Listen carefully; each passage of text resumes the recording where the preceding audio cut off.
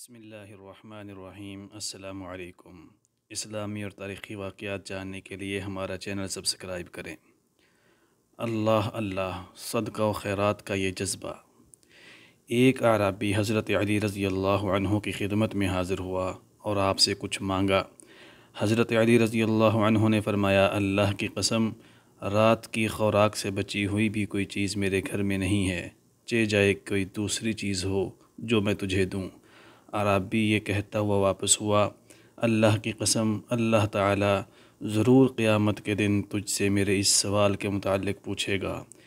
حضرت علی رضی اللہ عنہ اعرابی کی اس بات پر زار و قطار رونے لگے اور اسے واپس بلانے کا حکم دیا۔ جب وہ آ گیا تو آپ نے اپنے غلام سے فرمایا، اے قمبر، میری زرہ لاؤ۔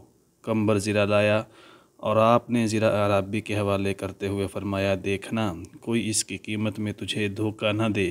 میں نے کئی دفعہ اس زرہ کے ذریعے سے رسول اکرم صلی اللہ علیہ وسلم کے چہرہ انور سے حملوں کو روکا ہے۔ قمبر نے عرض کیا، اے امیر المؤمنین، اس اعرابی کو 20 درہم کفایت کر جائیں گے۔